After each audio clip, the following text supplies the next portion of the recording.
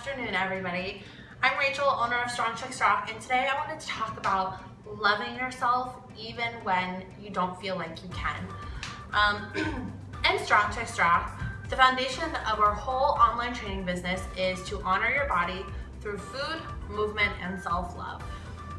But when a lot of girls come to me, they're in a place of discomfort. They don't feel confident, they don't feel happy, they don't feel worthy, and they don't feel like they can possibly love themselves. That makes me so sad. We have a whole system in place that teaches you how to love yourself, and there are different steps. But today I want to talk on one that I feel the most passionate about. We need to break society's standard of beauty. I think that when we can do that, we can love ourselves more, we can accept ourselves as we are. Pinterest tells you that if you type in fit girl or healthy or fitness, fit chick, it's all gonna come up with some girl that's shredded with a six-pack, with a thigh gap.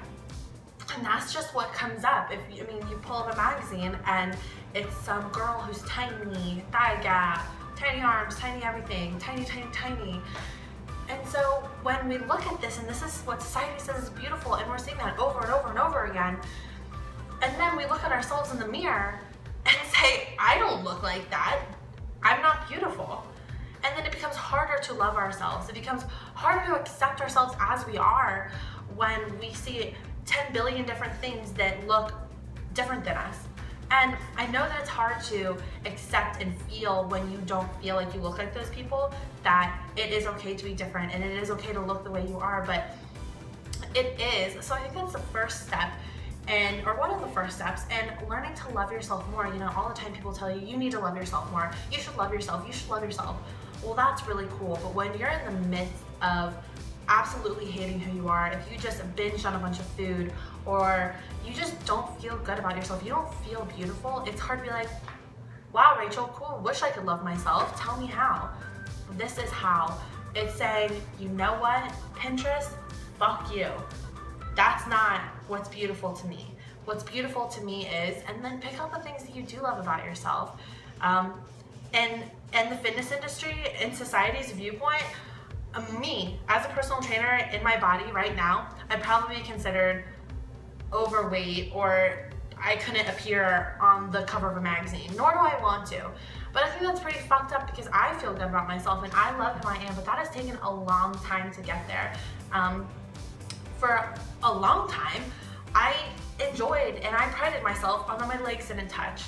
I didn't aim to have a thigh gap, but I knew that if my legs started to touch again, that I was having too many cheats or relaxed meals.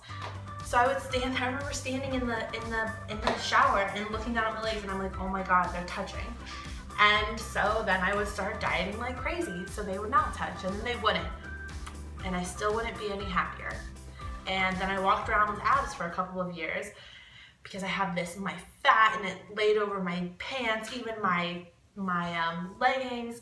And I'm like, okay, gotta get this done, then I'm gonna be happy. Then I'll love myself. I'll love myself when my legs don't touch. It never became happier. I always had to do something else to look like the girl on the cover. And I never went about life thinking I need to look like the girl on the cover, but that's what I had thought was beautiful. I thought long hair was beautiful. I thought having your nails done was beautiful. I thought being tan was beautiful. I thought abs were beautiful and a thigh gap was beautiful. Instead of trying to find the beauty that I already have. There are so many things that I love about myself, but I had to learn that it was okay to love them. I remember when my legs started to get bigger because I started lifting differently, and I remember calling my best friend, and at first I thought it was an excuse, like, hey, I know I'm gaining weight and I know you see this, but I'm gonna act like, I actually like it. When I was actually starting to like it, I was like, my legs are getting bigger, but I kind of like it. And she was like, oh, okay.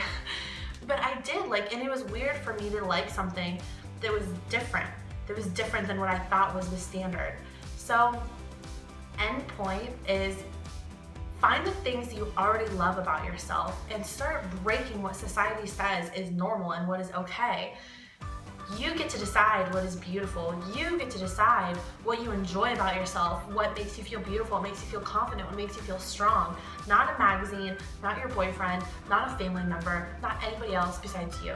So start breaking the standard of beauty. Say screw you to the magazines, screw you to anybody else that wants to tell you what beauty is, because you get to make that decision.